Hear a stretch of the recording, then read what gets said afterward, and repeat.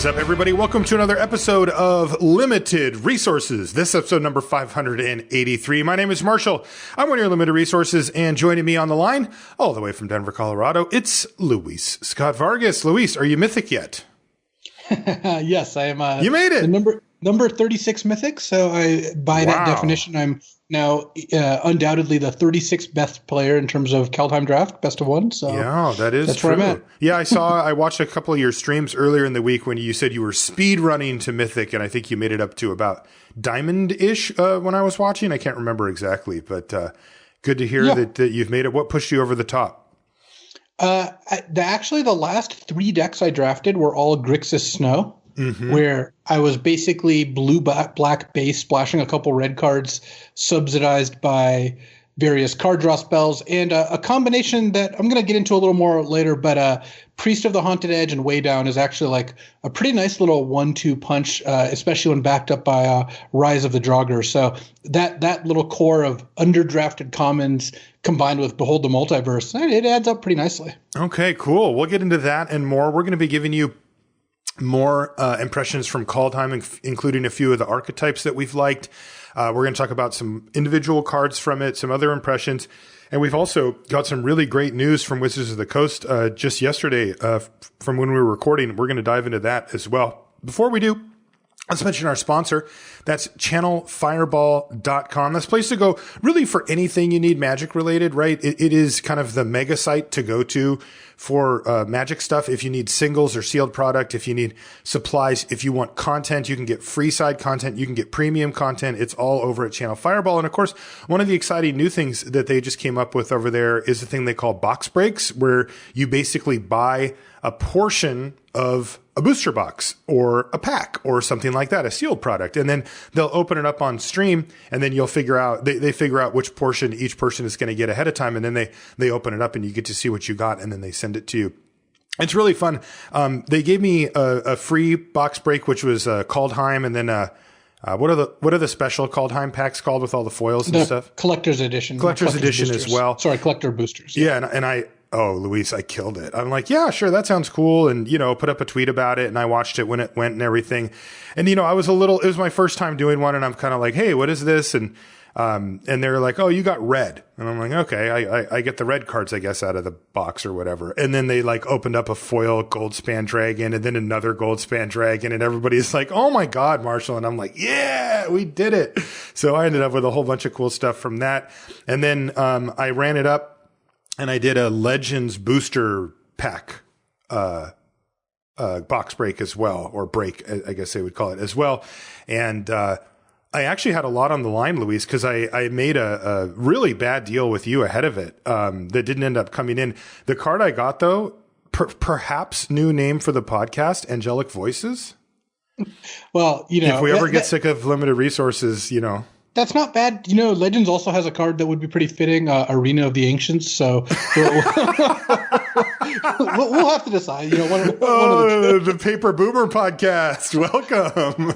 Oh, that's great. Anyway, you can check out all that at channelfireball.com/boxbreaks, and I'll put a link in the show notes for that as well. It's just a cool, fun way to get your hands on some product. Particularly, if you're not able to save up for a whole box, you can maybe get just a portion of one and help build your collection out from there and have a little fun while you're doing it. Also, the show is, as always, brought to you by you via the Patreon. That's patreon.com/limited resources. All the information is up on that Patreon, on that page that I just mentioned. And if you want to support the show directly, look, that's the best way to do it. You can just go there. Oh, speaking of supporting the show, if you do go to Channel Fireball, if you would use the code, the affiliate code LR at checkout, it does help the show out as well. And we appreciate it.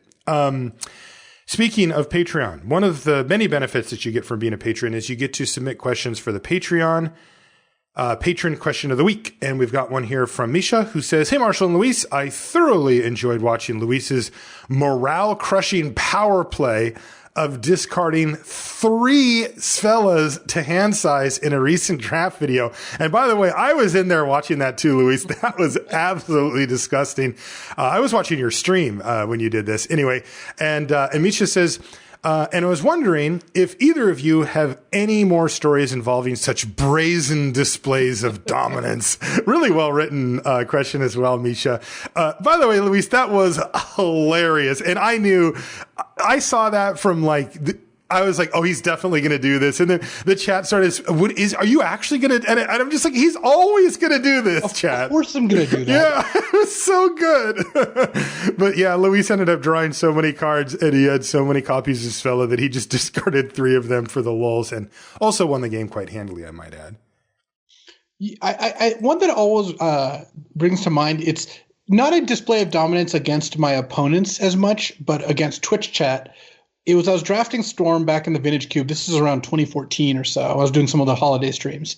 And I was drafting Storm, and everyone's all freaking out. Where's your win condition? Where's your win condition? You don't have a win condition. Yeah. Pack 3, pick 8, I got Tendrils of Agony, and everyone starts going nuts.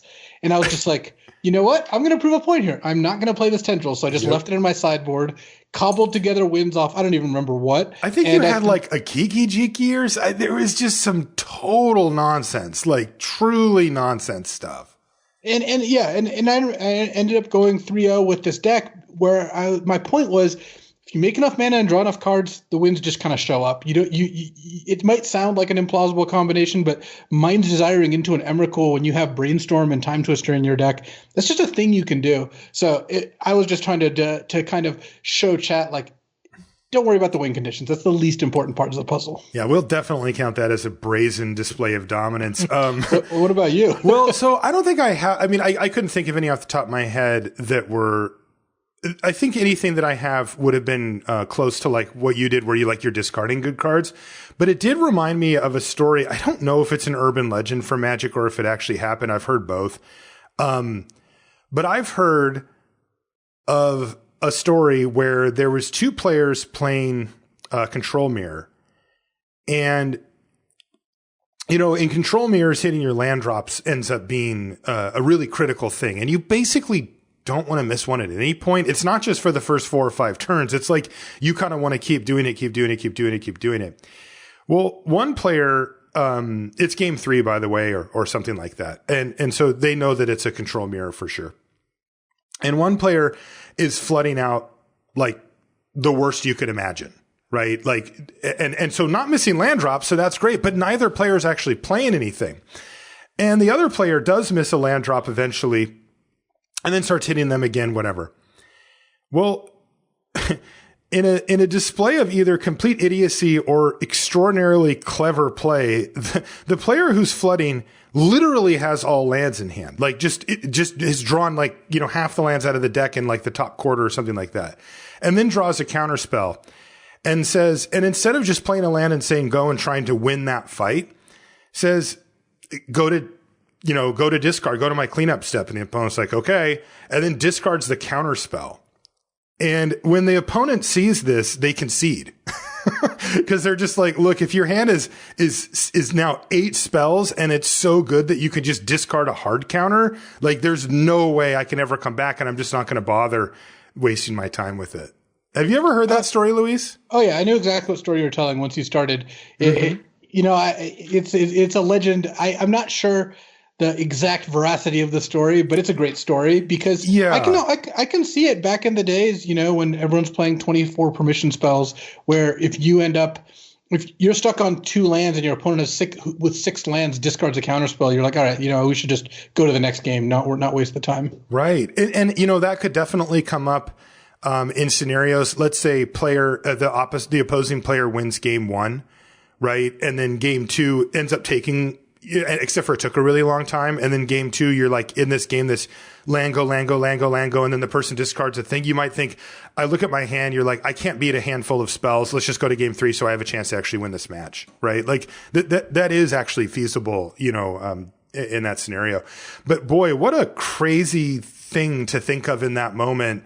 You're fighting for survival. You're like, I need spells. You finally draw one, and it occurs to you to discard it on the tiny chance that your opponent concedes. It's just a crazy one. I don't know if I'd call it a brazen display of dominance, but we're going to use that term again. Thank you, Misha, for the question. Let's do our Kaldheim crack a pack and get into this so we can talk about some of the stuff that we've been drafting. Let's see. Is this the right one? Let me just double check real quick to make sure I got the right Crack-A-Pack here, and I do not. Cool. I downloaded the wrong one. Opened.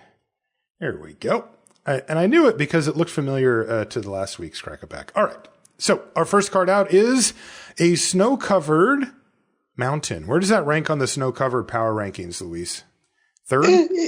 Yeah, I mean, blue and green are the two best, followed by red and black. I think red and black are actually pretty close. Like I mentioned earlier, I actually, my estimation of black snow has gone up, and then white is by far the worst. Like you basically don't want snow-covered plains unless you're full on 5 colors, and even then, it's not always good. It's too close to a colorless land. It really is, yeah. Next is Run Ashore. That's a 4 blue instant that lets you bounce a thing and have your opponent put a thing on top or bottom of their library. You know, I found that if you do include one of these in your deck, it's not a disaster, but it's a kind of a classic 24th card. Like I'd rather not have it.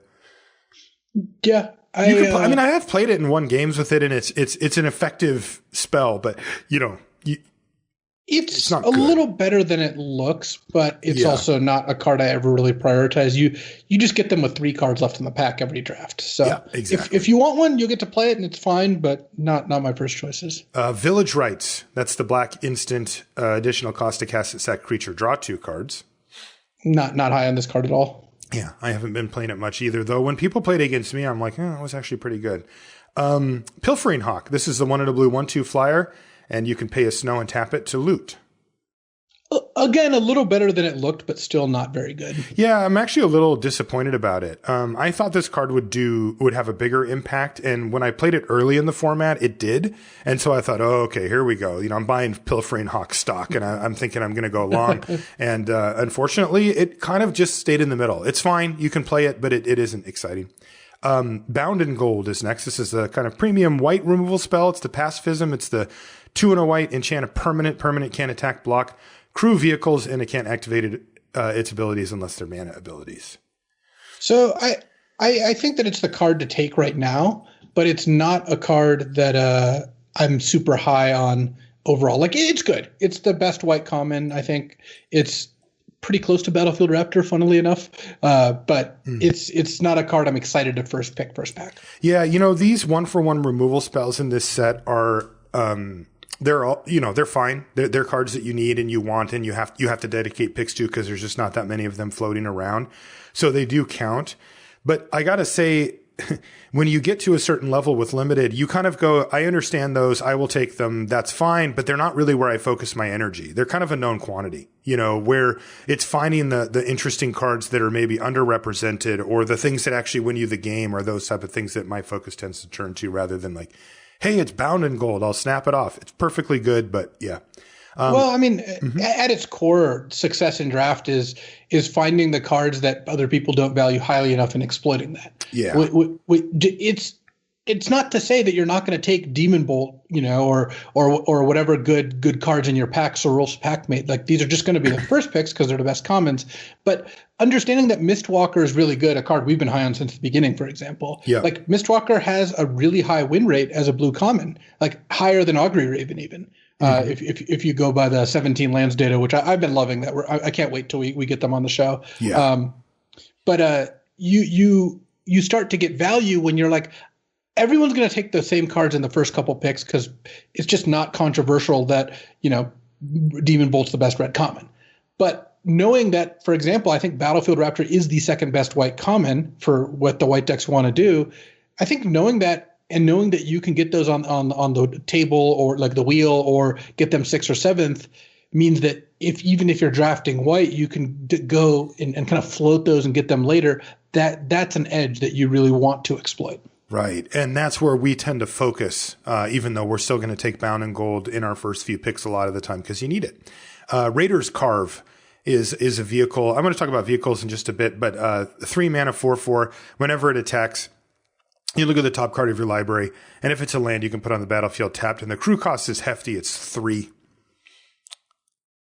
People play this against me all the time. I never play it. This card seems very, very mediocre to me.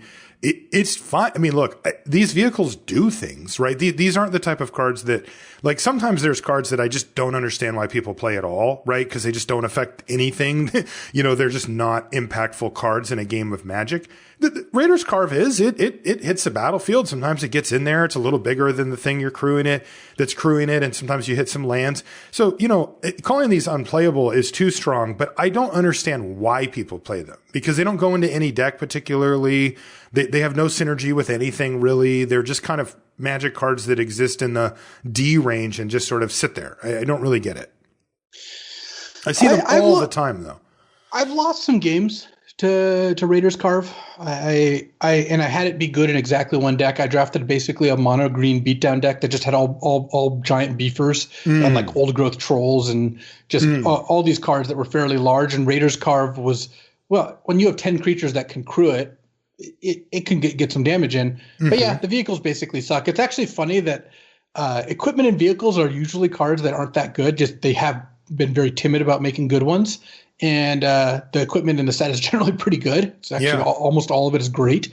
And the vehicles still all kind of suck. Yeah, they're just in the middle. And I don't mind that. I kind of wonder why they're here. Anyway, I'll talk about that in a bit. Dusk Wielder is next. That's the black 1/2, and it has Boast. You can pay a mana to have to drain your opponent for 1. I have avoided this card and never regretted it. When people play it against me, I'm happy. So in my mind, that just means it's crap. Yeah, I think Duskwielder is really bad. The only time I've ever seen it be remotely playable is in the like hyper low curve deck that wants to cast 2 spells in the same turn and has equipment, and that's just 1 in 100 or something like that. Exactly. Yeah. Because we'll talk about the black-white deck, and this doesn't even fit into that. So there you go. Invoke the Divine. That's a 2-and-white instant. Destroy target artifact or enchantment. You gain 4 life.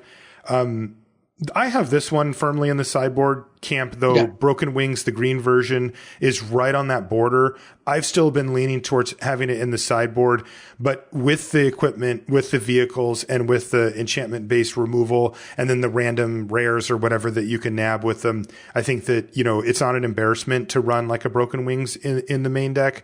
But Invoke, I don't. I have that in the sideboard. Also, it's worth noting that Invoke is white. And white is a very assertive color in this format. It is not looking to like set up and just have answers for all the things. So having a slot where you may have a card in your hand that's just uncastable in a white deck is particularly punishing. So yeah, I would leave it for the board. Yeah, I think I'm about 50-50 on playing 1 copy of Broken Wings in my main deck. And I do that when my deck is a little bit lacking in removal and it's a control deck. Yep. I do not do that in an aggressive deck because you just can't afford the dead card. And Invoke certainly is not a card I'm interested in putting in my main deck ever, basically.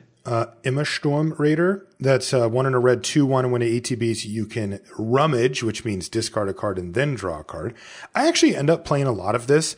It doesn't fit into any of the tribes outside of Berserker, of which there's only a few cards that really care. But I find that in my red decks, I just sometimes need a red 2-drop, which is a little weird in a set with Foretell, but I still find myself in that spot. And, this card's pretty forgiving. Like, you can save it till a little bit later and it has some utility. Basically, when I look at Imma Storm Raider, I feel like I'm just getting my mana's worth kind of at any point in the game. And therefore, I end up putting these in my deck like somewhat frequently.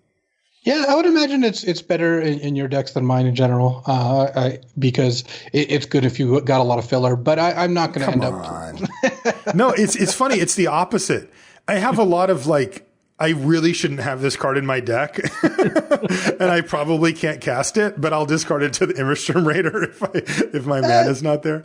This card's playable, but I don't think it's good. I think it is dead average, and yes. clearly not the card we would take here. Like right now, we're still, I think, firmly unbound in gold. There's nothing that even competing. Not even close. And this one definitely won't Vault Robber. This is the 1 and a red, 1/3. You can pay 1 tap and exile a card from your graveyard to make a treasure. No, I wanted it to be a thing. It is really not. Like, this card I think is just unplayable. I never put it in my deck. Grimdraugr. So this is like the bad snow payoff common, and it's still okay. It's 2 and a black for a 3/2. You can pay 1 in a snow to give it +1/+0 and menace. It's funny how much worse this is than the troll. The troll can actually dominate boards in some scenarios, and Grimdraugr really kind of has a hard time doing that.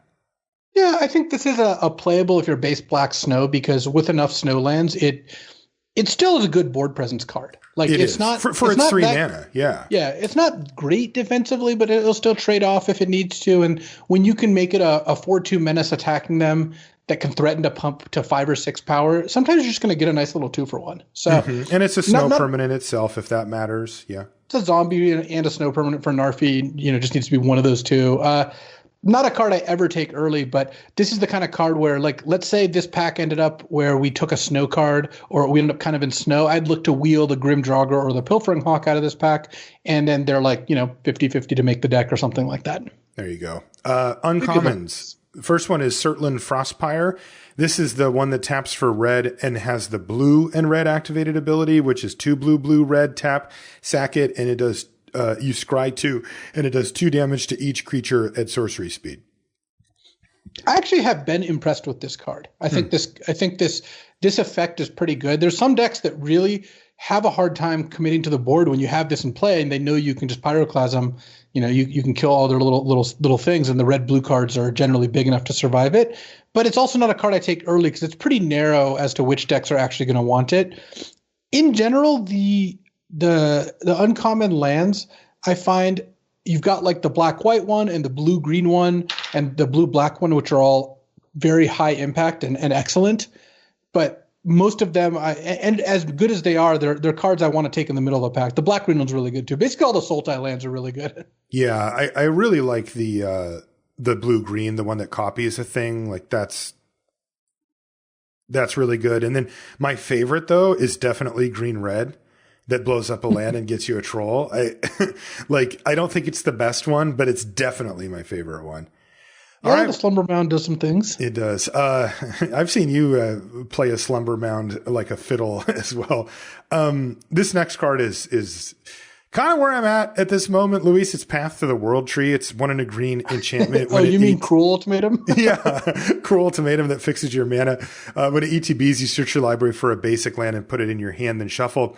And then you can pay 2 plus Wooburg and sacrifice it to draw 2 cards, gain 2 life, have opponent lose 2 life, and have it do 2 damage to up to 1 target creature, and you make a 2/2 beast. So just spoiler alert, I would take this over Bound in Gold right now pretty easily. I really like Path to the World Tree just in general. Yeah, I would too. I have found this card to do 2 very powerful things, which is fix your mana plus up your snow count early. And then late game, it's a very real effect. This is the card that pushes me to include the 4th and 5th color the most often in my snow decks, where you don't necessarily hard push for 5, but if you have a 3-color snow deck and you have a Path to the World Tree, well, you usually have Shimmerdrift Veil and a couple off-color duels, and you can realistically activate it, or Svella to get a Icy Manolith, or Glittering Frost is really good at getting this going. And then sometimes in the full 5-color snow deck, this card's awesome. I mean, we talked about that deck where I had 3 of them, and you watched me play it out. Every game, they fixed my mana, and then later in the game, I won the long game because I had 2 of those in play, and each one represents 4 cards. If you kill something, you're up 4 cards. You killed something, made a 2/2, drew 2, and then you drain them for 2. So you even got a little bit of extra life cushion too. So Path to the World Tree is quite good. It is definitely the card I would take over Bound in Gold. Yeah, it's just where I want to be. Next is a card I would definitely not take, and I see people playing all the time, and I still haven't figured out why. The Trickster God's Heist. This is the 2 blue-black saga. And Chapter 1 is you may exchange control of 2 target creatures. Chapter 2 is you may exchange control of 2 target non-basic, non-creature permanents that share a card type. And Chapter 3 is it drains the opponent for 3. Totally bizarre card. I remember being confused when I first read it, and now that I've seen it played a bunch of times on the other side of the battlefield, I'm just as confused, even more so perhaps, at why people put this card in their deck at all. Yeah, it's a high variance card. I have definitely lost games badly to it, where they give me a token or a creature that's been enchanted, with like a Bound in Gold or a Bind the Monster or something. Like there's a lot of different things, and then they take something really good from me and drain me for 3. In fact, I had one game where they stole a good creature by giving me a bad creature, and then they swapped this for Path to the World Tree. Really? And yeah, because it's for both enchantments. I got to drain them for 3, but then later they used the path, and it was really bad for me. Oh, so, that's brutal. I still don't think this card is good. It is a card with a really high top end, and you kind of get the wrong impression sometimes because you see your opponent cast it when it's good. Whenever it's good and they cast it, you're like, wow, man, that card am I underrating this? But then you don't see the games where they have it in their hand and it's uncastable. So in order to get the full assessment, you have to play with it. But I've so far found it not to be that impressive when I played with it. So don't be fooled by the Facebook effect where, you only see your friends update with all the really good, awesome things they do that, we went whitewater rafting. My investment paid off. I just bought a new house. You don't see the low points. And I would advise you play with this card if you want to learn more about it. But I think it's a card that only fits in specific decks that have a bunch of Elderfang disciples and stuff like that. And a lot of times it's just not a card you can realistically cast. Yeah. One concept we like to talk about on the show sometimes is setup cost, right? Where how good is this card if I just simply tap the mana and put it on the battlefield? Well, this one's no good at all. So you start thinking about, well, what do I need to do to make it good? Well, there's actually quite a bit of things that need to happen to make this card good. So there you go. I mean, that it has a very high setup cost and apparently a pretty high ceiling as well. But, yeah, also, this is another one that it kind of goes along the lines of what we were talking about with Invoke the Divine, where the colors that it happens to go in seems a little bizarre because I've had people play this against me where they were able to do like a minor switch and then brick on the second chapter just so they could get the drain 3. So they're playing like blue-black control deck that wants a card that's 4 mana drain you for 3. Like that isn't where you want to be either. All right. Well, we did get a mythic rare, Luis, for our rare. It's Battle Mammoth. This is 3 GG for a 6/5 trample elephant. Whenever a permanent you control becomes a target of a spell or ability an opponent controls, you may draw a card, and it has foretell. So foretells for 2 green. You can get this thing down on turn 4 as a 6/5 trampler that they can't really kill. Now, I'll tell you, Luis, I have not had the chance to play with or against Battle Mammoth, but I am windmilling it here. I would take it over Path. Yeah, I've played against this card. It is what it looks like. Yeah. A gigantic, hard-to-beat mythic rare that draws you at least one card if they go to kill it, and sometimes more. I had I had an unfortunate opponent use a Frostbind Pillar once and then concede. Oh, no. Well, it wasn't my opponent. I was watching a stream, but it was still yeah, there we go. All right. Well, that made this crack-a-pack a lot easier. We're both taking Battle I mean, Mammoth. but it's worth noting that if the Battle Mammoth wasn't there, we would both be on Path to the World Tree, followed by Bound Gold, followed by so the rest is garbage. Yep. Snow-Covered Mountain is probably my 4th pick from this pack. Yeah, it's right in there. So there you go. Cool crack-a-pack. That was a good one. Okay, let's get into the meat of the subject here. So we've got a couple of things to cover. As I mentioned, we're going to go over a couple of archetypes that we liked and talk about some cards. But before we do that, big news, really big news, Luis. Yeah, fantastic news put up on the Wizards Twitter account yesterday. Arena Open, the first one, in fact, here from 2021, is going to be sealed deck. So if you remember, we had an episode near the end of last year where we had a Twitter discussion with Lee Sharp, who works at Wizards on the Arena team. He's been at Wizards for a long time. Really great guy. And we had a discussion with him that then sparked a discussion on the podcast about what it would be like to have limited events that were, as high stakes as you get online or whatever. And they said, well, we're willing to look at the sealed thing. We still need to figure out the draft. So here's what's happening. They're doing it. In fact, very soon. It's not even that far away. February 21st. And I think it's the 20th and the 21st. I have it here somewhere. It's next weekend. Yeah, it's exactly. It's not this coming weekend, but the next after that is going to be Kaldheim sealed deck for the Arena Open. And so I'm going to go over this real quick here, Luis, just how it's going to work. It's a 2-day event, hopefully, for you. Day 1, you get to choose between playing best of 1 or best of 3. It's Kaldheim sealed. And it starts at 6 a.m. Pacific time for all these time zones. It's 22,500 gold or 4,500 gems for either entry fee. They're the same. It's not phantom, meaning that you do get the cards that you open in your sealed deck into your card collection after it's done. You can drop and try again and you'll get a new sealed pool. And for signing up, you'll also get a new card style, It's like Vorinclex, the new Vorinclex, but it's like this Phyrexian one that has like that cool Phyrexian writing that you can't actually read on it. So for day one, you get to choose best of 3 or best of 1. If you play best of 1, you are playing until you get either 7 wins or 3 losses, whichever comes first.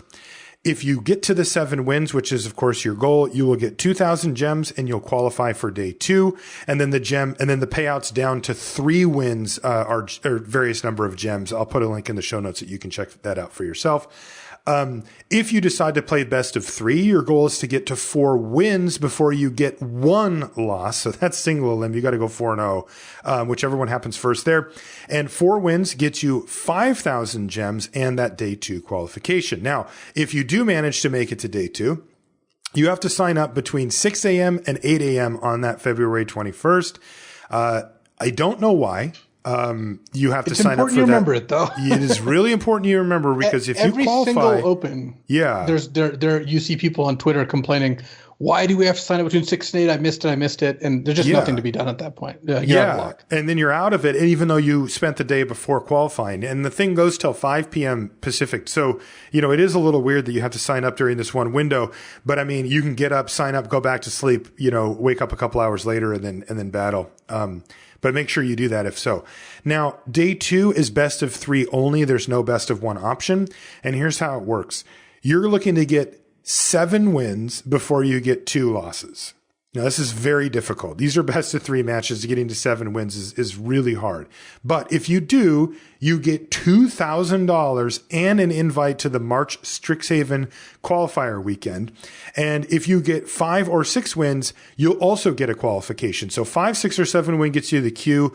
And then 7 wins gets you $2,000. 6 wins gets you $1,000. And then there's gem payouts for 5 wins through 1 win. Down. And then there's one other cool little rule thing is that you can actually change your deck choice between rounds. For those of you that have played it like in a sealed Grand Prix, you lock in your deck before you start your first round, and that's the deck you have to play in all of your game ones. Then you can make changes via sideboarding later, but you have to always start with that deck. That's not the case here. You can, if you play your deck and you're like, you talk yourself into some greedy splash that you didn't really need, and you play one round and you're like, yeah, this is just stupid. My deck's really good. I don't need this splash. You can just change it and play the rest of your rounds with your new deck. So before we get into some of the stuff, Luis, just initial reaction. I mean, how great is this? Oh, I'm really stoked for this. I'm definitely going to be playing. My brother's going to be playing, and he doesn't even jam that much Magic, but he likes drafting on Arena, and he saw this, and we were talking about it today. Like, it's limited for high stakes. I mean, you can win $2,000. Yeah. Like, it is awesome. And it's going to be really cool. Look, I wish they did draft. We kind of talked through a lot of different ways they could have done it.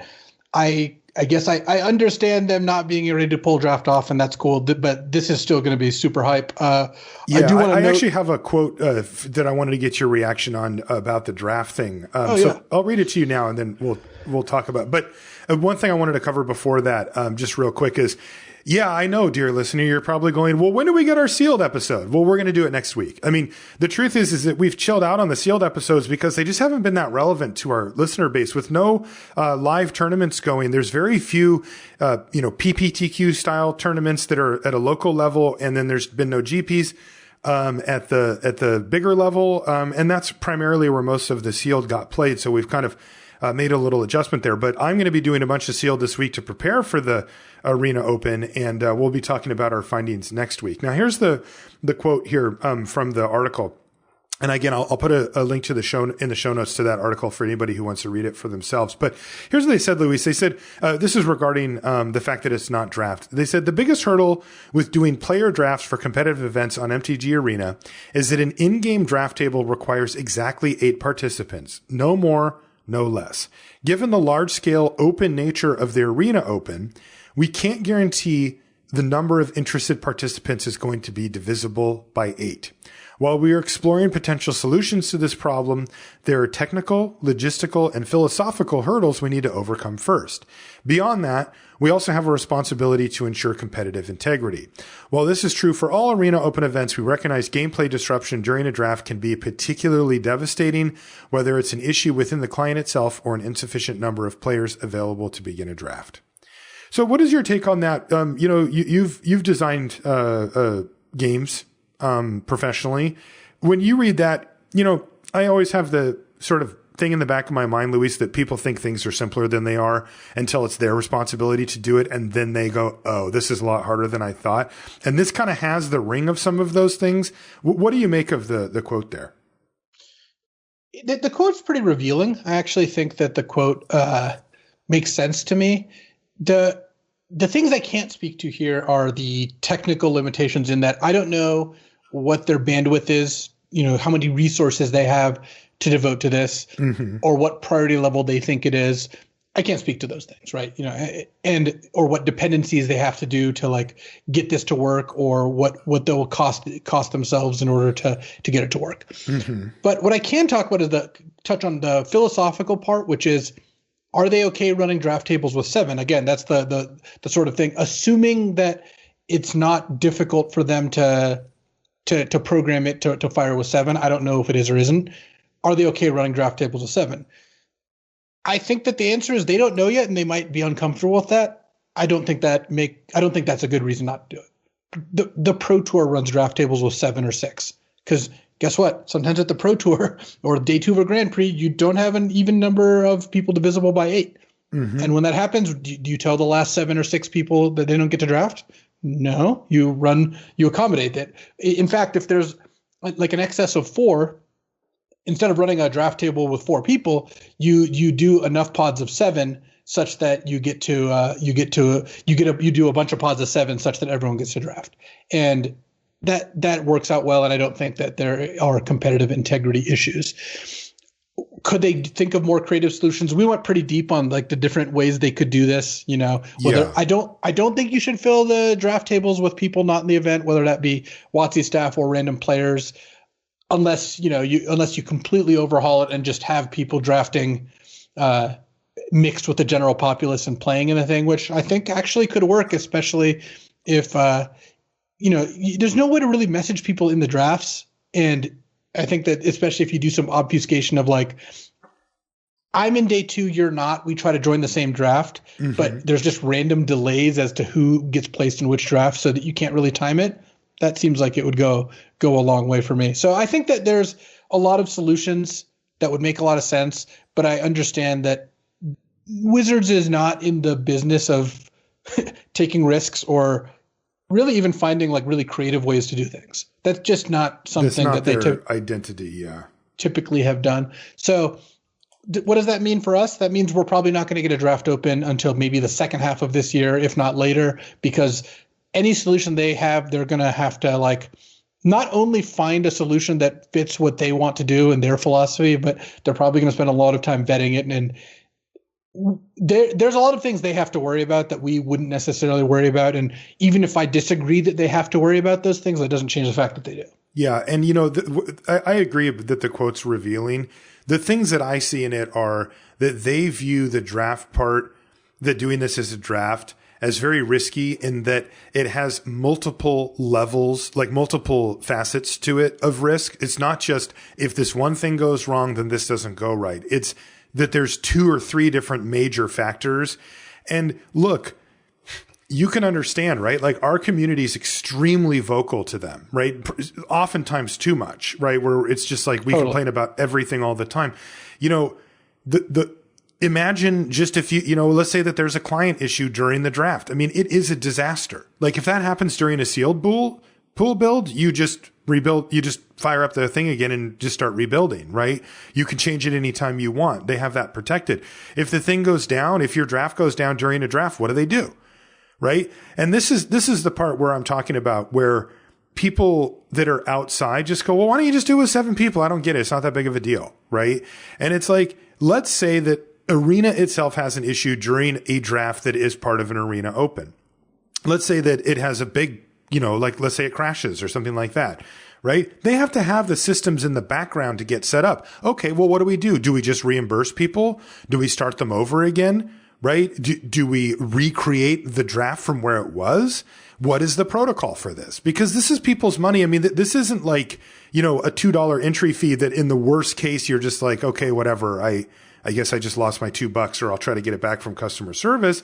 This is 4,500 gems, right? That's actually, what is that, $30 or something? I mean, it's 25, $22 something. It's not an insignificant amount for a lot of people. And Wizards wants to make sure that they do it right, where if, not just on the scenario where things go well, but if they go poorly, you need to have it set up so that it's not just this total mess, on your hands. And that's what, responsible companies do. Now, I agree with you that, look, they should be willing to take a little bit of risk or to put something out there. So I'm hoping that that's what happens when they do it.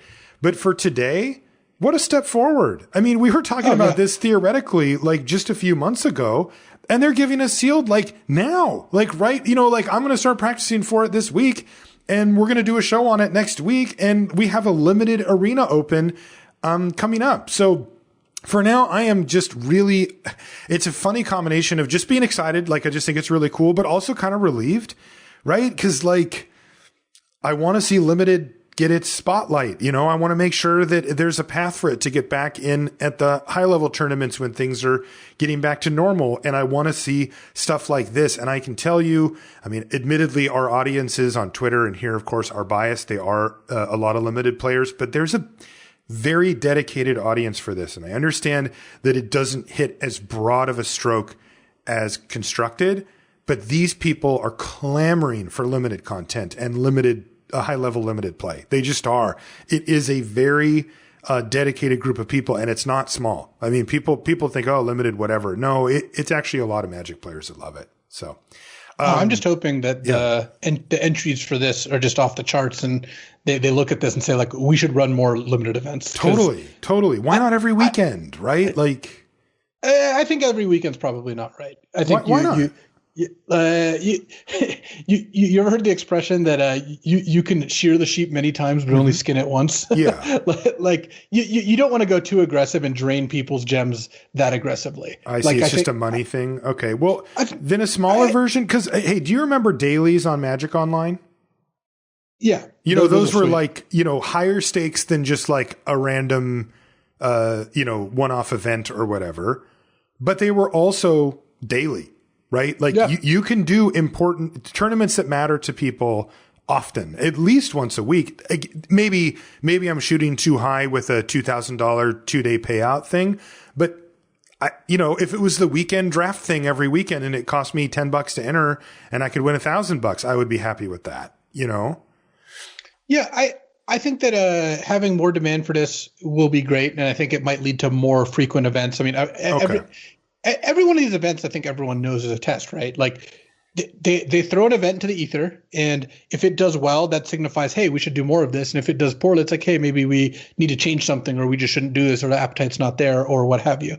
I am really looking forward to it. I think it's a great step in the right direction. Sealed is not as good as draft. I would prefer to play draft.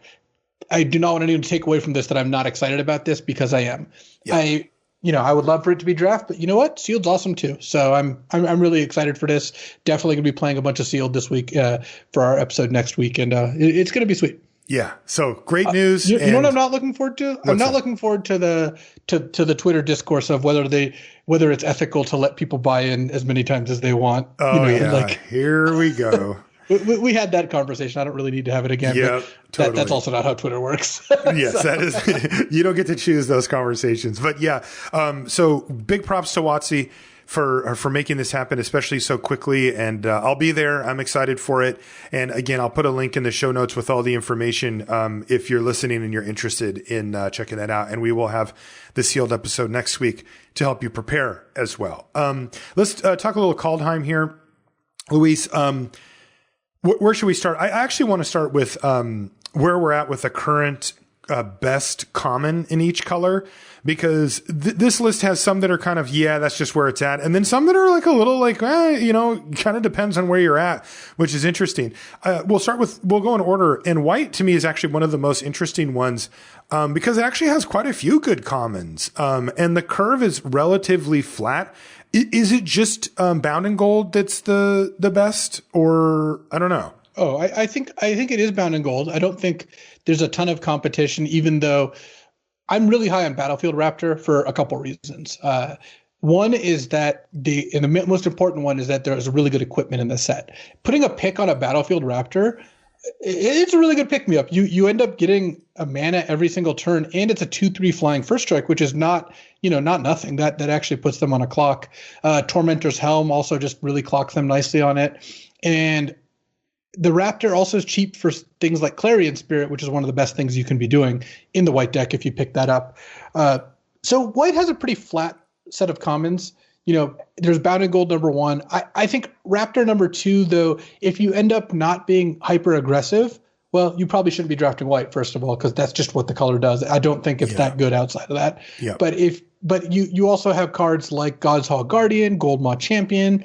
Stalwart Valkyrie, I really like. Oh, yeah. Stalwart Valkyrie is also quite good. In fact, if you are later in the draft and you're aggressive and you don't have equipment, the Stalwart Valkyrie becomes much better than the Battlefield Raptor. But early, I would actually speculate on Raptor. The Shieldmate, the 2/1 that dies into a 1/1. I'm a little lower on Doomscar Oracle, the 3/2 that has Foretell and gains you 2 life when you play your second spell, because the gaining 2 life part is really just not what these decks want to be doing. The exception is like the black-white double spell deck when you end up with multiple Feed to Serpents and like the Firja, the uncommon that lets you draw extra cards and you're just more controlling. Totally fine there, but the aggro like red-white decks or white-green decks, I would rather just have the more aggressive cards. I think Doomscar Oracle is super important for black-white, and outside of it, it's medium. One kind of wild card is a Master Skald, which is a kind of a 5-color card, where if you have like a couple of the really good uncommon sagas, Master Skald just becomes really, really powerful. Like Binding the Old Gods is probably the most frequent target, but there's a lot you can pick up with Master Skald and really feel like you're getting paid off. Yeah, Master Skald has definitely overperformed in those decks, although it's pretty much dead in the white aggro decks. You don't even want it at really all. A card. Yeah, it's kind of funny that it's a toy for the other decks ultimately. So blue is the most interesting color to debate because I think you could argue there's 2 different commons. I think you could argue that are the best. I think you could argue that Behold the Multiverse and Bergstrider, either one of them could be the best. I know that talking to Alex Corticals, he has Bergstrider as the best blue common, and that that is not something I think is unreasonable. Bergstrider is such a just punch in the gut if your opponent is trying to defend. And it's still good when you're on the defensive because it does slow down their aggro a lot. But it's really devastating because just think about it this way. It stops 1 attack, but it stops 2 cycles of blocking. Yeah. So it is just more efficient when you're being aggressive. Bergstrider has some baggage to it. One is the main one that you need at least 3 or 4 snowlands in order to really start to get the full value from it, though it is castable without snowlands if you need to. And the other is that it does fit better when you're taking advantage of the fact that it's a giant and it's a snow permanent and all those things. But yeah, I have these 2 as the 2 best blue commons. I like Behold better still right now because I find it goes into more decks and not every single blue deck is heavy snow. Like you might be surprised to learn, but I don't always draft snow. I don't believe that, but yeah. The thing is the blue deck that isn't snow is still giants, which still verges into snow and still cares about Bergstrider being a giant. So I wouldn't be shocked if I move up Bergstrider, but a big reason why I'm not taking it over Behold right now, or I think Behold is a little bit better early, you can still get 7th pick or 8th pick Bergstriders. You can still wheel them sometimes. Behold the Multiverse, less so. Yeah. It's interesting because I think my rankings would be Behold the Multiverse number 1, Mistwalker number 2, and Bergstrider number 3. And then still in the conversation, but a lower level would be the Augury Raven, which is still a solid card, but just doesn't seem to quite fit in to as many decks as these ones. I did see the 17 lands data, and anecdotally, Bergstrider feels very strong. The thing that I kind of find interesting is, like, I would first pick Behold the Multiverse over Bergstrider, even if I thought that Bergstrider, might, have a higher impact in the decks that it's in, just because of the mana cost. I'm really concerned with filling out things that cost 2 mana or that I can do early in the game that actually matter, like Behold the Multiverse. And I'm just less concerned. Like, there's a cap on how many Bergstriders I'm allowed to play because of its mana cost. where Behold the Multiverse, I guess there's technically a cap because it doesn't really do anything, but you know what I mean? I effectively I would play more of them because they're cheaper. And Mistwalker is kind of in that same vein for me, where I'm just more willing to commit to cards that go into multiple decks, which all three of these do, right? Bergstrider, as you mentioned, has crossover appeal with Snow and with Giants.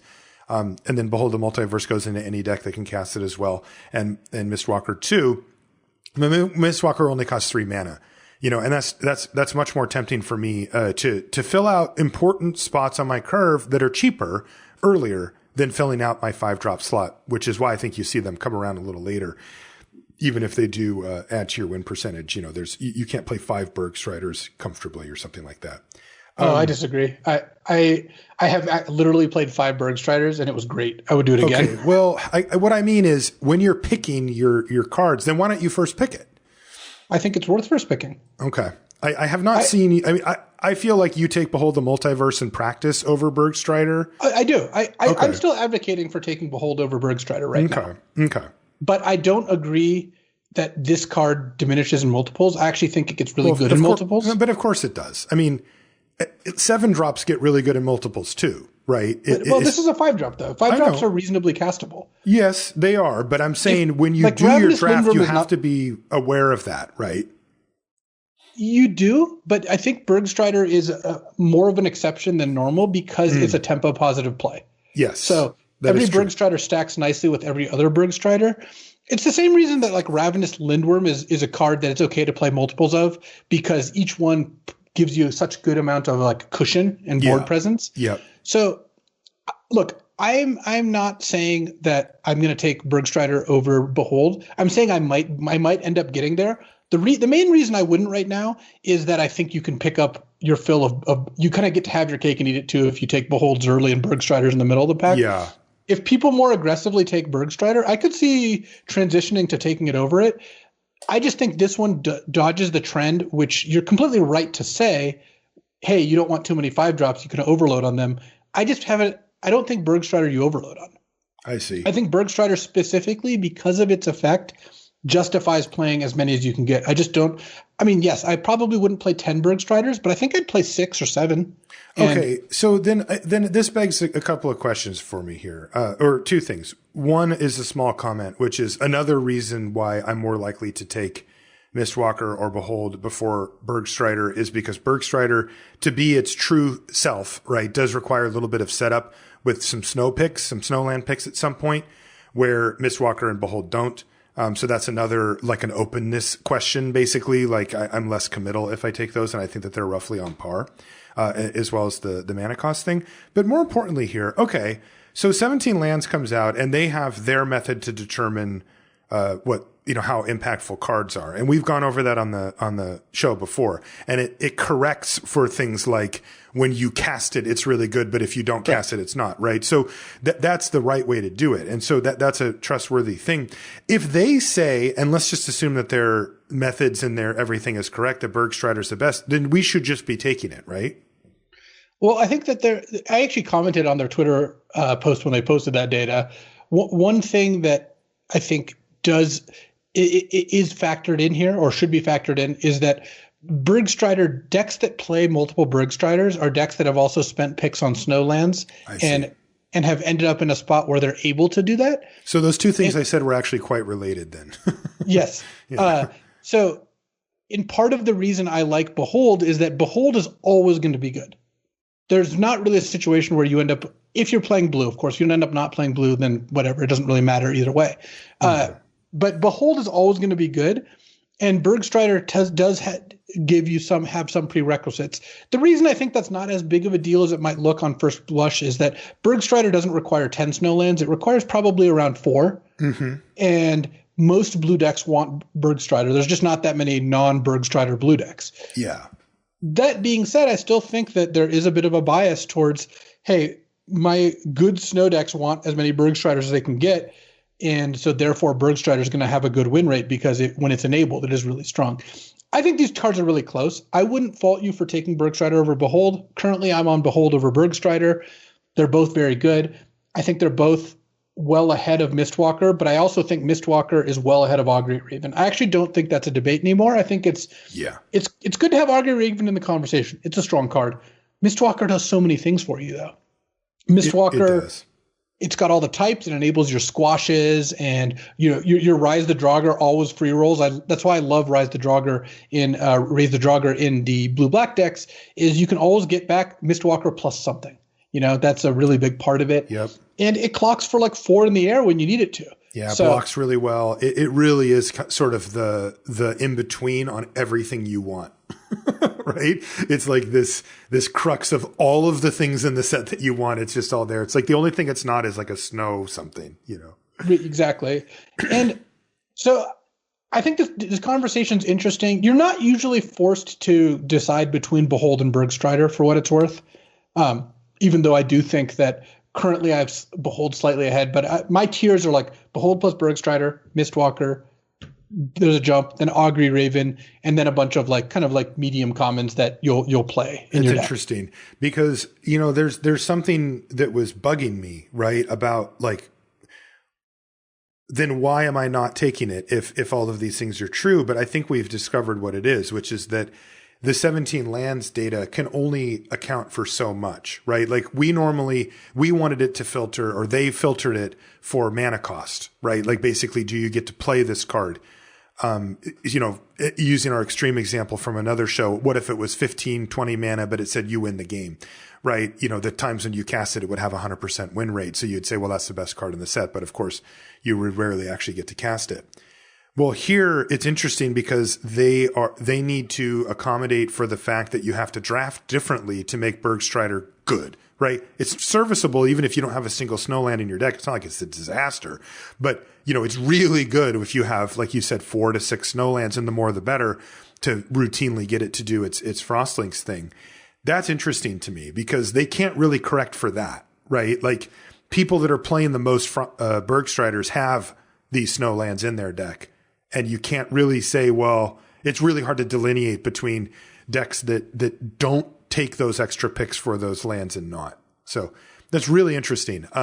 But anyway, yeah. So as we've described, blue very, very close with those 3 really great commons at the top, and pick accordingly. We'll learn more as we go.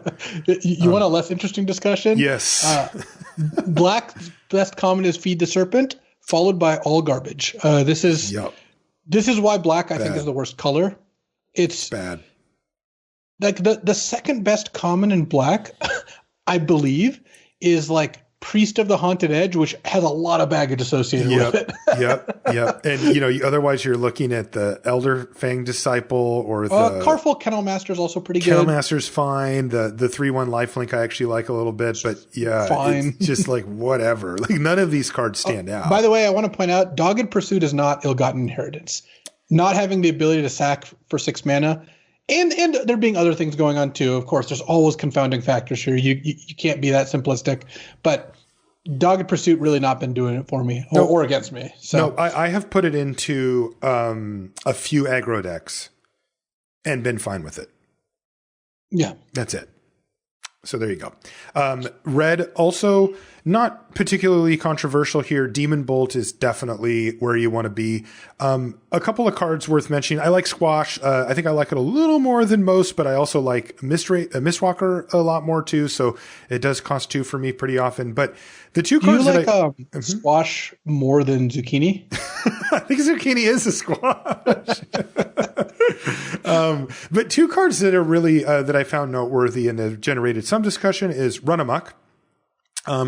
It has been overperforming. People have kind of been hip to this game for a little while now. But, if you are an aggressive red deck, which most of them are, Run Amok, it's a major problem for the opponent. Yeah. You just get to run over their Mistwalker or whatever, and they really just sort of have to take their medicine. And later in the game, if they have something bigger, it can absolutely just be a finisher. The fact that it's conditional matters, of course, right? It always matters that you can't save your creatures with Run Amok or stuff like that. But you put it into the deck that's looking to bowl people over. And in that scenario, it way overperforms. I mean, it's really, really, really strong for a common combat trick in that environment. And then Frostbite for me has kind of been underperforming. I actually kept taking it a little too highly, thinking that like, oh, well, you know, I'll be able to kill a small aggressive creature early and then later maybe even something medium because I'm drafting snow. You know, it just, maybe it's anecdotal, but it just always feels like it's a point short of where I need it to be. Yeah, I agree with what you said, except for when you said Frostbite has been underperforming. I've found it to be pretty good, but I also draft a lot of snow. So okay, yeah, maybe I'm just not quite getting it to that lightning bolt range often enough. I still take it, I still play it, but like I very much have it in the shock category where like I kind of want one, but like even the second one starts to become a little bit of a tax. And maybe that does just speak to the fact that, you know, I haven't been quite as, you know, like all in on snow as you have been. You know, cause if it was doing 3, you know, that's of course very efficient and a good use for your mana, but I just don't prioritize it quite as highly. Yeah. I mean, I think my ordering is also Demon Bolt, Squash, Frostbite. Or rather, my ordering is those 3. You're not, even though you're saying Frostbite's underperforming, you have never taken Run Amok over Frostbite. No, don't sit there and tell me you have. I haven't, but I probably would now. I think that there are definitely decks that would do that. Another card I wanted to highlight here is Tormentor's Helm. Also found this card to really bring the beats. It's just really one good in the equipment. Yeah. And then red has a bunch of solid commons, like Dwarven Reinforcements is definitely solid. Tuscary Firewalker is solid. Like these cards are some good aggressive cards, and even the Fearless Pup has been kind of carrying its weight in the aggro decks. Really? I have found that card so bad. I like it when I have a bunch of equipment. It's just a good one drops are just good to put, like turn 1 Pup, turn 2 Helm, equip. You have a good clock. They can't block it, and the difference between 1 and 2. When you don't want them to block is pretty big. Because if they just sit there taking 1 a turn, you don't care. Yeah. 2 a turn adds up a lot faster. Yeah, that is true. That is true. I guess in that scenario, it does play out similarly to the Hawk. Yeah. The threat of activation, very real there. I like red because one of the reasons I like colors in general is colors that can be flexible are very strong. And red is part of blue-red kind of aggro or control, 2 different decks there, or red-white aggro. And those are both two or 3 if you count the blue-red control and aggro is different. 3 really strong directions to go when you take a red card early, which is great. Plus, Demon Bolt's perfectly splashable in like a 3 or 4 color deck, and you also have some outs to black-red or red-green. But I haven't found black-red to be good. My opinion hasn't really changed too much on that. Like, if I'm the only person taking black and red cards within a couple seats, you're going to end up with a fine deck, sure, but. There's edge to be gained with some of the other colors that I think is kind of missing with black-red. Let's talk about where there's no edge to be gained. The wolf's out of the bag. Cyril's Packmate, best green common by a lot. For sure. Cyril's Packmate is very good, and it drops off significantly from there. Like Struggle for Skemfar is probably the second best, the fight card. And it's good, but it's just not that good. Plus, there's a couple cheap for good foretell removal or bounce spells, and I just hate casting Struggle when they have a foretold card and they're like, I've got a mountain up and I've got a foretold card or foretell card. It's like, so all right, guess we're gonna go for it. I've actually found Ravenous Lindworm to really overperform. It really has. It really Mirror Liking a Lindworm is kind of like where I just bring that up. That's my retirement plan, you know. Yeah, it's not a small game to do that, and it comes up more often than you might think. When I have a deck that has 1 or 2 Mirror Lakes, which not very many people at the table can take the card, Ravenous Lindworm stock goes up because you play it. You even gain 4 life, so you don't even have to block their 3/3 when they attack or try to bait you into blocking. Next turn you clone it, and the game's just over. You've gained 8, and you have a 6/6 and a 7/7. The Winter Sculptor or Sculptor of Winter is also quite good. One of the rewards for being base green snow. Same with Glittering Frost. The card has been great. Yep. Masked Vandal's also been great. I always want 1, and I basically always play the second too. I really haven't found too many diminishing returns there, even though I guess I wouldn't play the third. So green has a lot of pretty solid commons. Icehide Troll is a good reward. Like Icehide Troll is kind of like Priest of the Haunted Edge in that this is the card that justifies you third picking a snowland, second picking a snowland, because you can wheel Icehide Troll and then have one of the best cards in your deck be this 3 mana 4/3 or 6/3 indestructible. So you got to get those rewards. That's the whole point of going into these decks. Yeah. don't like elves. I have found the elves decks to be largely mediocre. Again, we're not talking unplayable here. When I say I don't like black, red, or elves, it doesn't mean I'll never play them. It just means I need to be kind of bribed into playing elves. Like I open Binding the Old Gods, get past a Feed the Serpent, then get past a Sorrel's Packmate, and then get past a King Herald, and then all of a sudden, okay, this is how I end up in elves. I don't think, a third pick Guardian Gladewalker, the 1/1 that puts a ++1 counter, and a fourth pick 2/5 Priest that drains them. Now I'm elves. No, it really has to come from the good cards first. Yeah, same. I feel that way too. Okay, a couple of cards I wanted to bring up to you just for a quick discussion. Colossal Plow.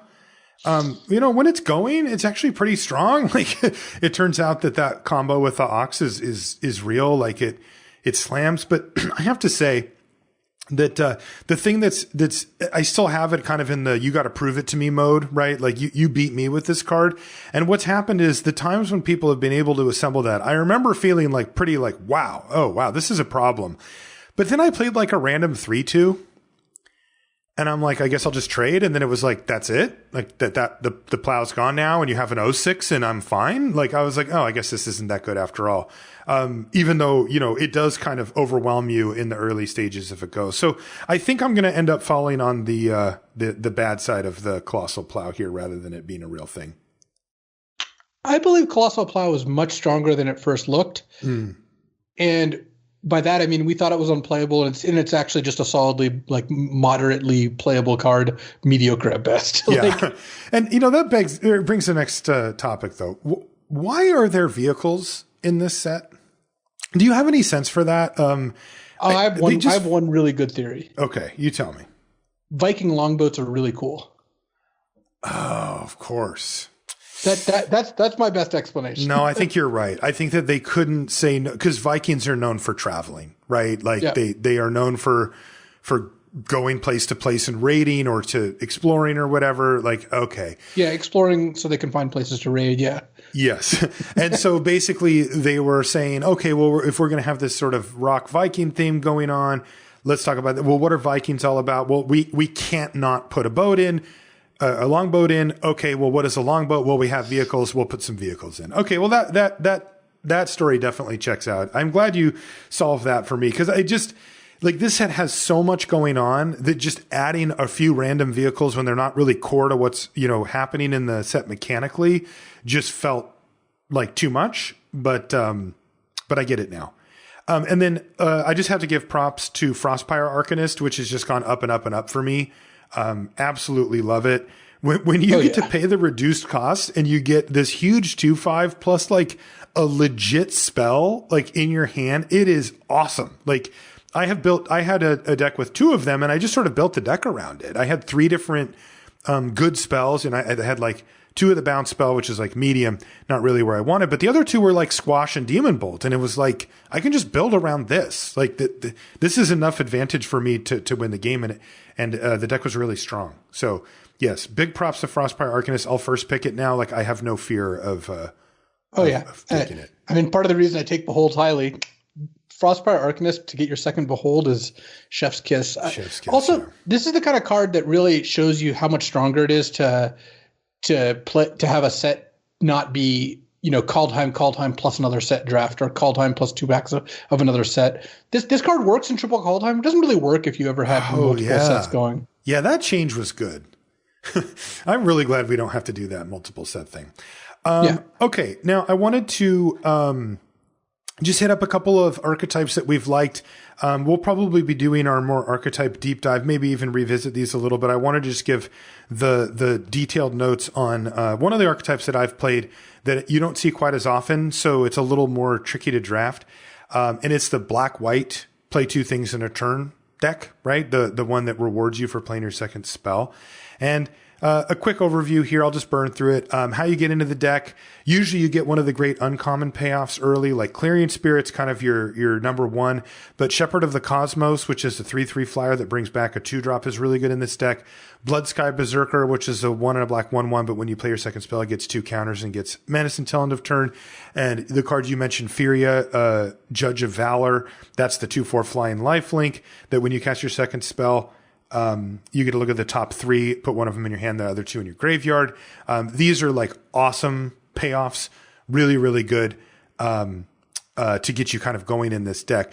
Then, of course, you need to take cards like Feed the Serpent and Bound in Gold highly because those are going to be contested. But here's some of the cards that are relevant to the deck that aren't necessarily relevant to other ones. 1-drops like Battlefield Raptor and Codespell Cleric end up being really important because that enables your best nut openings where you can do 2 spells in a turn like twice in the first like 4 turns of the game, 5 turns of the game, and kind of go off. Gold Maw Champion, that's the 2 and a white, 2/3. And it taps on Boast for 1. It taps creature on Boast for 1 and a white. Just ends up being an important middle part of the game to clear away a blocker and get in for the win. Stalwart Valkyrie is the card we mentioned earlier. That's a 3/2 flyer, but it has an alternate cost for 1 and a white. And you can exile a creature from your graveyard. It ends up being really important because your creatures are pretty expendable. They die often. And of course, double spelling is the name of the game. And this lets you do that in a very relevant way. 2 mana to make a 3/2 flyer in this deck is exactly perfect. And then because it allows you to cast another 2-drop on the same turn on turn 4 or something like that, and then get any bonuses that you have laying around. You need to fill out the curve with random 2-drops like Story Seeker or Beskir Shield made to help fill out those early drops. You really want as many 1s and 2s as you can get. Doomscar Oracle ends up being a key common for the deck, not because of the life gain, but because of the foretell. The cost for it after you foretold it is just 1 white, which makes double spelling trivially easy and still adds to your board in a relevant way with a 3/2 that can attack and get in for some damage. So that's good. Infernal Pet is the 2 and a black for the 2/2 that gets a counter and gets flying if you double spell. It's not as good as the cards I've mentioned before, but of course you'll put it in the deck just because it does pay off for the thing that the deck does. And then Way Down is important as well because, again, your creatures end up dying a lot and it's cheap and it's removal. Basically, you're looking for things that are cheap and affect the board. And Way Down does that. Stalwart Valkyrie does that. Doomscar Oracle does that if you're paying the alternate casting cost for them. So Way Down ends up being a really good inclusion as well, again, because your creatures do die somewhat often. So you can use it as a removal spell plus a threat, and you'll get your bonuses from your good key uncommons that I mentioned before. I mentioned Duskwielder before. That's that 1-drop. I don't play it in the deck. I don't play cards like Giant Ox just because it costs 2 mana or whatever. You really do need them to be cards that are better at attacking. I assume that Duskwielder would be acceptable if you were really hard up for 1-drops, but I haven't found that to be the case. And you also can trim your lands. I almost always run 16 at the most, and then sometimes you can even run 15 if you have the right low curve for the deck. But basically, look, this deck is really all about your mulligan decision as well. You really need to have the payoffs plus the things. But if you do, it's really difficult to beat this deck. The right curve out from this, I think, probably has the best the most assertive and best curve outs available in the format. If you could line up the best curves, best reasonable curves using, let's say, commons and uncommons from the archetypes, I think that this one would put the most power and toughness on the battlefield the quickest, while also creating a wide board where it can leverage 1 removal spell or 1 activation of a Gold Maw Champion or something to really hammer your opponent for an amount of damage that they can't come back from. And then, as I mentioned before, if you do need something on the higher end of the curve, you can use Dogged Pursuit to finish the game as well, because this deck has such a good early game. It can get stalled out a little later because all your creatures are so small, and a card like Dogged Pursuit can really give you the advantage to make it so your opponent has to have too many answers for too many different things to beat you. That's it. I have found this deck to really be subsidized by Furia, the Judge of Valor, the uncommon. Very strong. Unbelievable in the deck.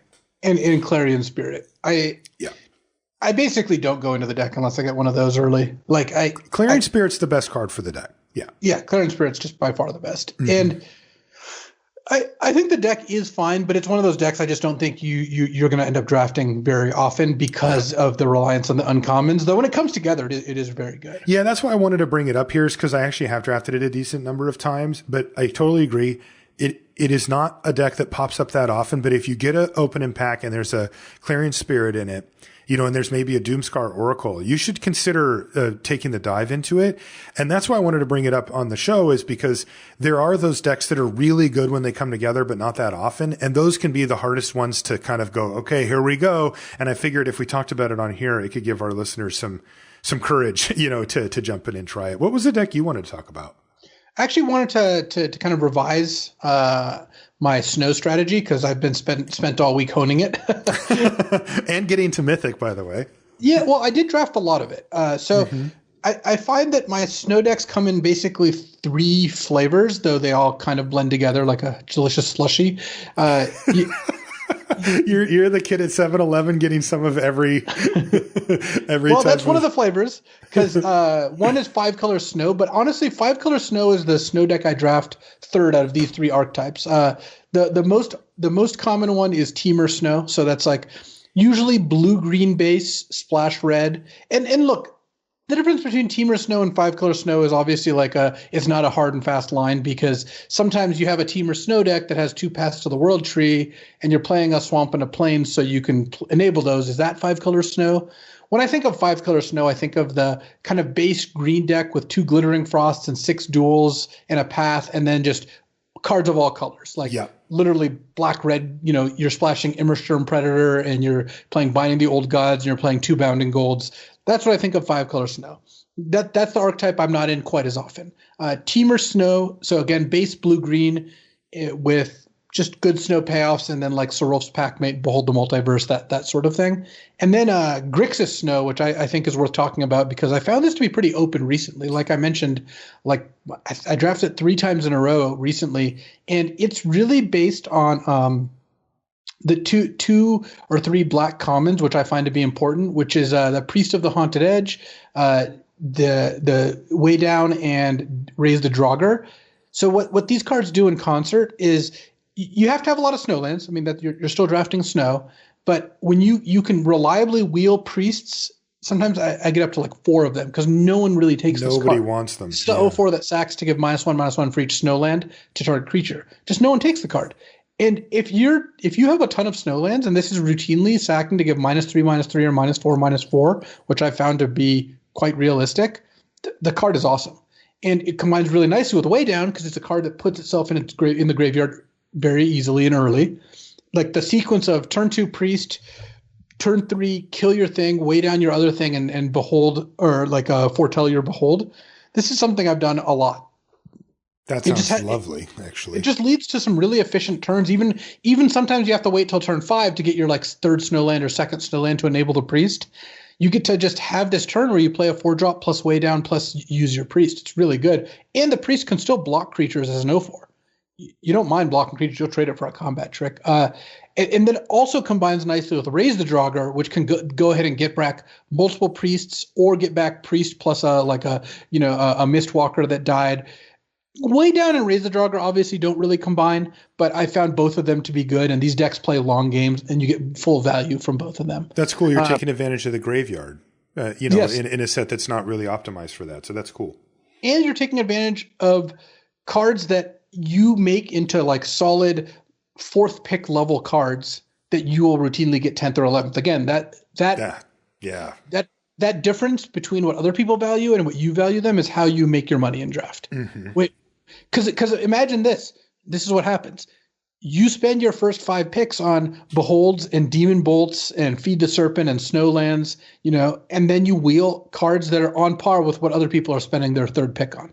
Yeah. Because when Priest routinely sacks to kill a creature, it's as good as whatever someone else 3rd picked. And you get those kind of for free. So I found that the blue-black based snow, usually splashing red, but not always, is very good. Another reason the snow deck splash is because you just want to be able to take snow mountains and put them in your deck as snowlands. At that point, Frostbite and Demon Bolt become real cards. Mm-hmm. But when I'm looking at my snow pick order, the main thing I've changed is I've just moved the snowlands down a decent amount, like a noticeable amount on my pick order. So last week I was taking the snow duels over all but the very best cards. I've actually moved them down basically a whole tier. So I would start by taking the top tier uncommons and commons. So first the top tier uncommons like Avalanche Caller, Glimpse the Cosmos, Svella, Frostbind Pillar, Spirit of the Alder Guard, Binding the Old Gods, Poison the Cup. I take all these over snow duels pick 1 pack 1 situation or really early because these cards are just so good, and they don't none of these cards ask you to play 10 snowlands to be good. Notice Frost Augur is not on the list. I'm not taking Ascendant Spirit over these cards. Right. And then you have Behold the Multiverse, Demon Bolt, Surl's Packmate, and Bergstrider. So like these are the kind of next tier of cards. And then you have Shimmerja Veil, the blue-green, blue-red, red-green, blue-black, and black-green. Basically all the non-white snowlands except red-black. It might look like I'm making a thin distinction here, but I've just found that the Temur snowlands are the best, followed by blue-black and black-green because Sultai Snow is the next most common, followed by the red-black because Grixis Snow I still think is less common than these other things. I just have happened to see it open recently. Mm-hmm. And then you want like Mistwalker kind of on par with these. And then in that same tier is like Island, Forest, Mountain, Swamp, and Red-Black Duel. So basically what I've done is shift all the premium uncommons and the top 4 commons, Bergstrider being like the 4th, above all the snowlands. Then the first tier of snowlands, which is Shimmerdrift Vale is the best one because unless you know you're heavy into green, blue snow and have double colors in all of them, just taking the 5-color fixer is the best because it just does everything you need. And then all the good, basically like Temur plus black snowlands, and then Mistwalker plus all the rest of the snowlands, depending on where you're at. And then the white snow duels, and then the good commons like Squash and, whatever other commons that you end up wanting, Sculptor of Winter, that sort of thing. And then Snow Plains kind of at the very bottom. Poor Snow Plains, yeah. You just don't, there's just no real reason to be white in these decks. And not only that white doesn't have good snow payoffs, also white just doesn't have good cards for like a more controlling deck. Like Bound in Gold is really Bound in Gold, Master Scald, and like uncommon, random, good, powerful uncommons are all that I'm really splashing out of these decks. So I still think Snow is a really legit strategy. I think that you can also pivot into Giants pretty easily, or even like a red-based aggro deck, depending on where you start. So that's part of why, like if I start with a Glimpse of the Cosmos, this is the Dig Through Time with Flashback, the Giant card.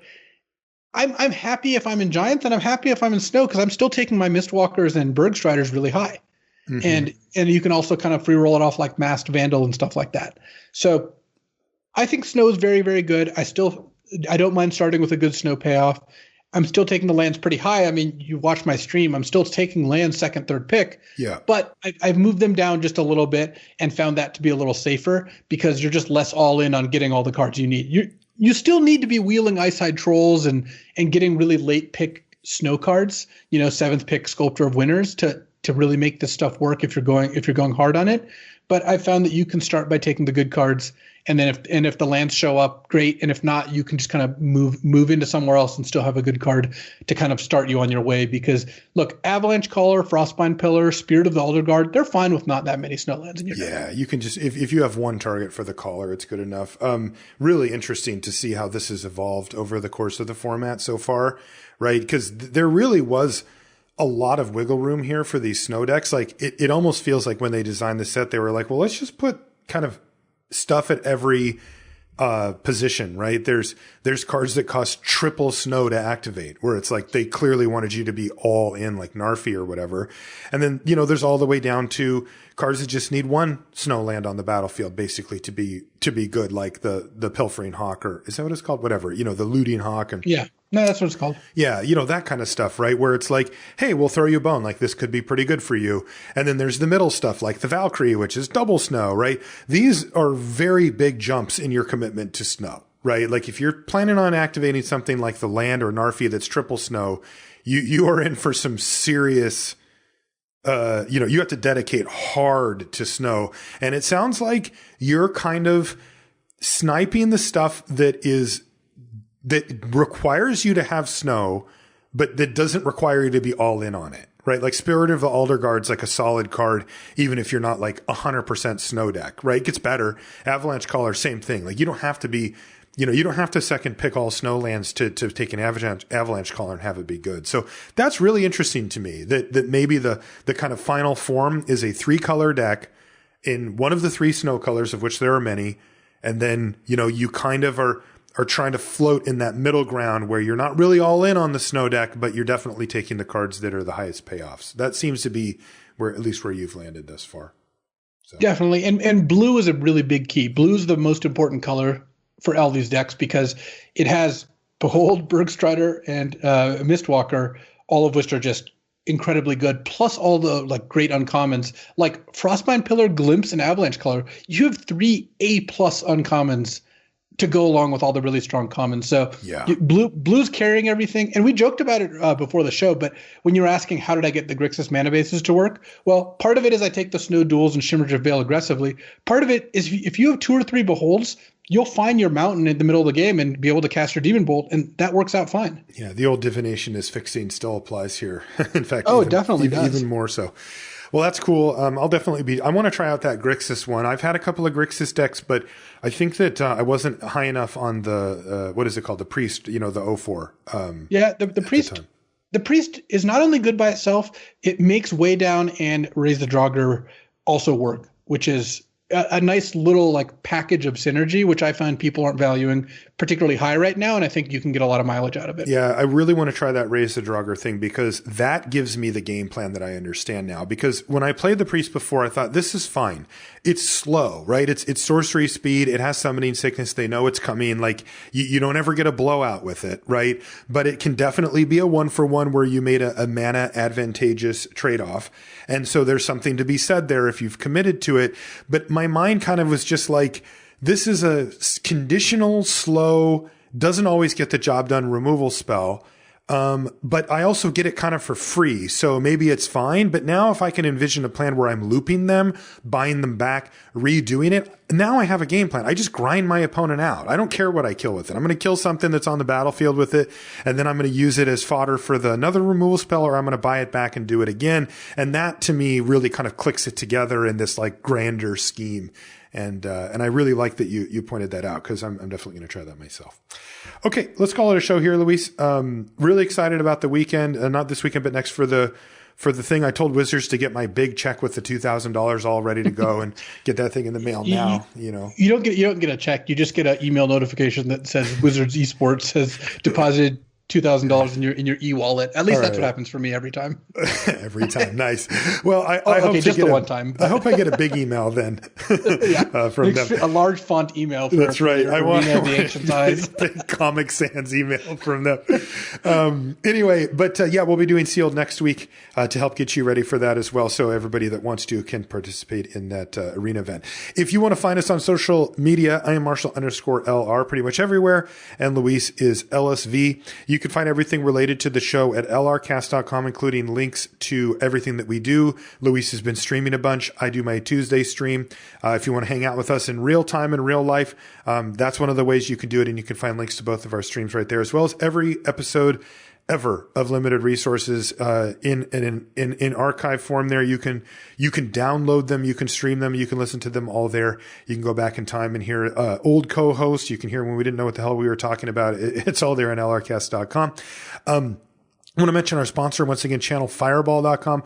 Remember, if you want to sell cards, you can also do that through CFB. You can do it 2 different ways. You can sell it off of their buy list where you look up the cards individually and find the prices, or you can do U-Box We Buy where you put them, basically just put your cards in a box and send them in, and they're going to send you an offer for a collection or a box of cards or whatever it is that you happen to have, and you can take it or leave it. From there, they also have options for store credit where you get a bonus and stuff. So you definitely want to check that out if you've got some cards that you'd like to get rid of. With that, we'll call it a show. We'll see you next week. So I recently started watching The Mandalorian, and it was something I'd put off for quite a while because I'm curious if there's other people out there kind of like me where I was never a huge Star Wars fan, but I liked it. I mean, the first trilogy was, of course, great. I still do think it was just very good, right? It was. Well, I don't think it would do great if it got released today, but it set the stage, and you do have to give it credit for that. But they really kind of burned off all their equity with the next 6 movies. Like they were just all bad. Like obviously the Phantom Menace and the ones around there were just bad, and even I think the recent ones weren't like that good. I didn't walk out. Well, I guess I didn't walk out of the theater at all at this point. We're just watching them at home or whatever. Yeah.